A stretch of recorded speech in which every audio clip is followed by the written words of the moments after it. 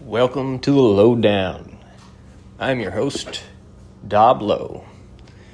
Thank God we're back, baby. Thank God we're back. We're going to hop right into it today, guys, because I've got a lot of different talking points, and we're going to kind of turn today's show into a two-part show. So I want to tell you about K-Cups and Black Rifle Coffee and $40 T-shirts and all these different thoughts I have, but I don't think I'm going to do that today, guys.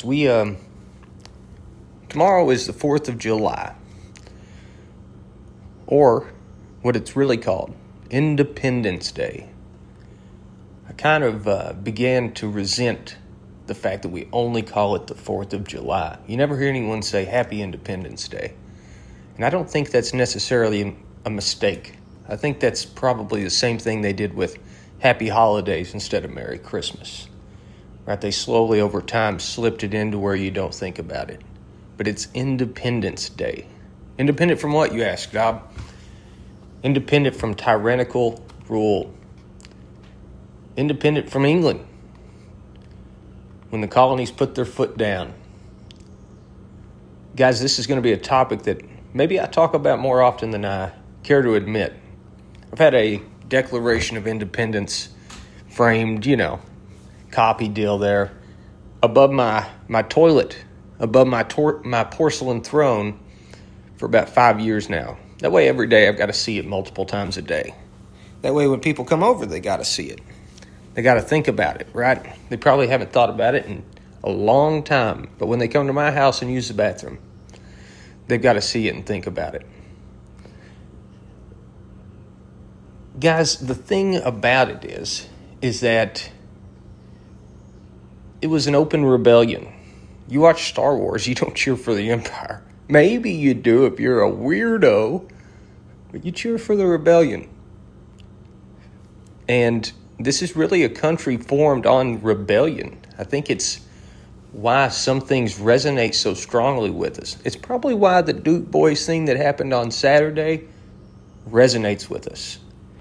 Because it's already felt like for a long time that the Appalachians have been forgotten, right? And that we're out here on our own and that there's a little bit of rebellion in the air.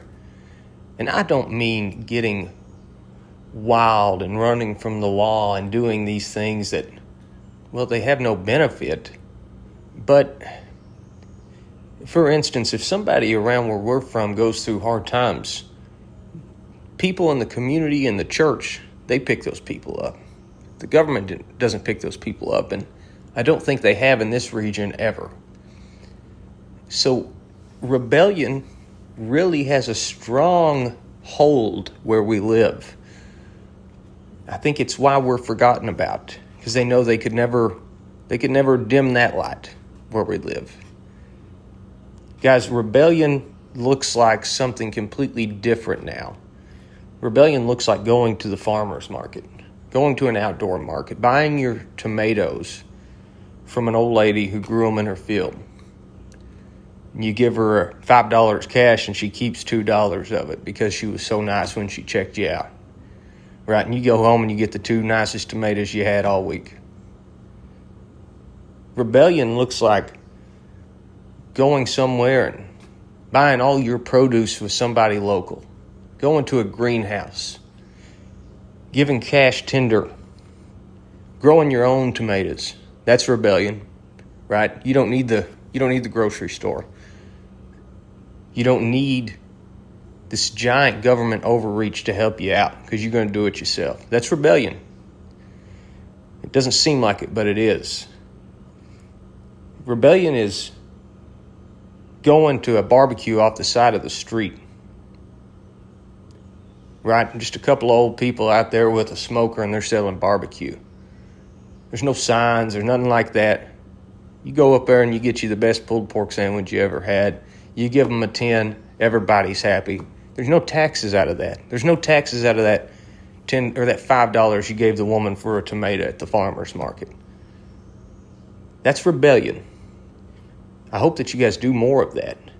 I know for a lot of women around here, they go to this thing called a kitty cat sale. It's basically a giant resale consignment where for mothers and for women. And I mean, it's for men too, but really, let's call it what it is. Most women go, most mothers go.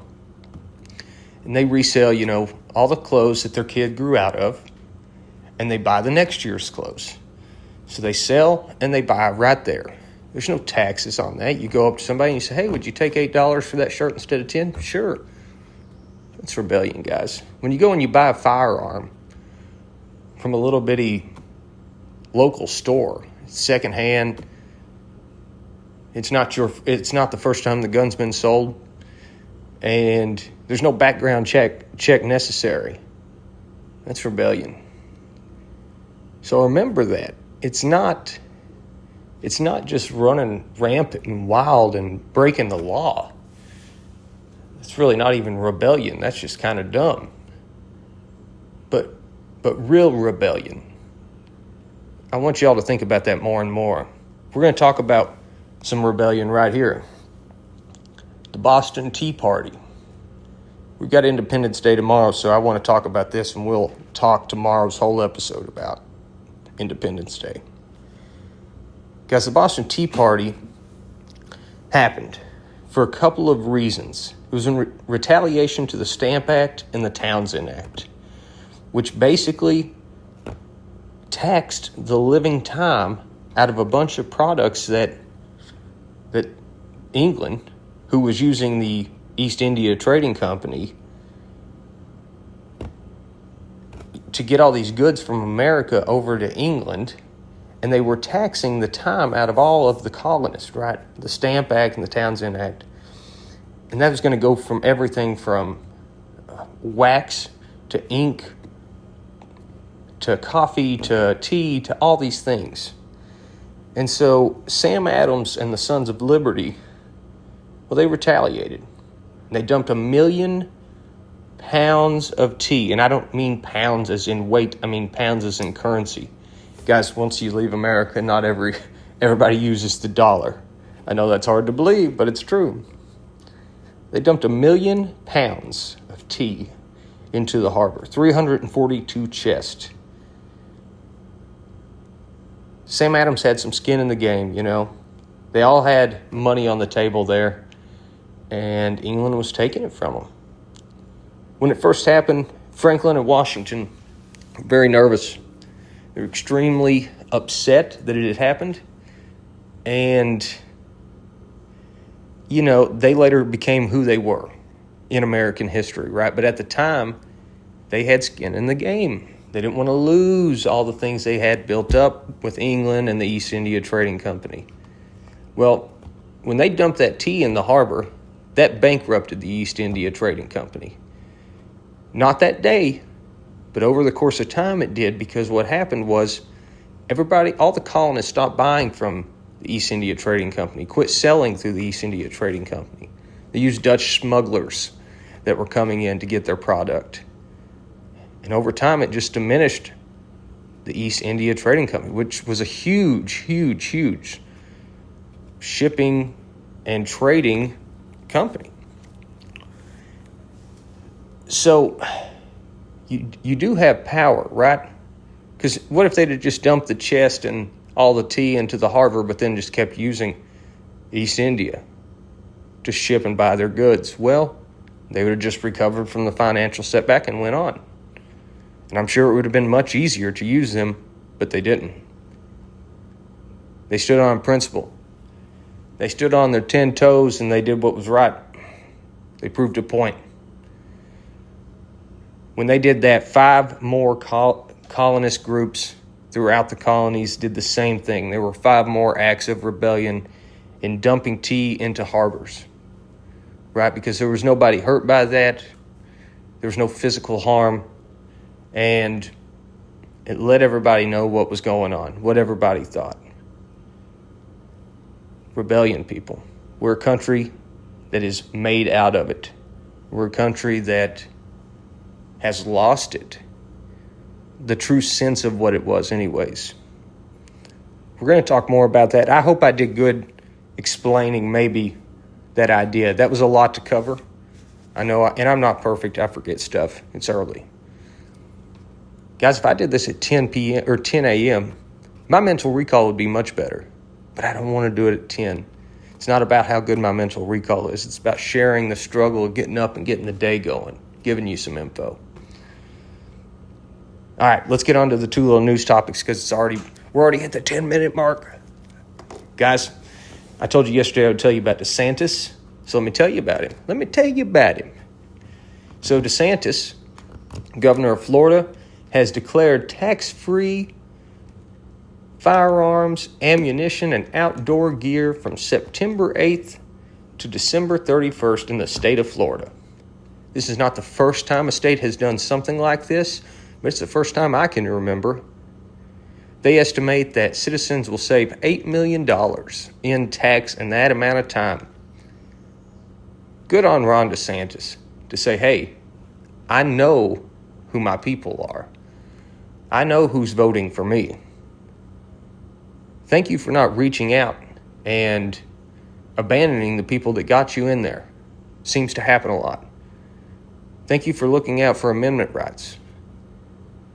Thank you for just standing up and doing what makes sense. And that is not taxing every single thing. If you create a revenue service, if the government could figure out a way to really create its own revenue with all the money they took from us originally with taxes, they wouldn't have to tax us 17 times per product. And I think DeSantis is proving that. He's saying, I'm willing to give up $8 million in tax from my citizens so that they get what they want.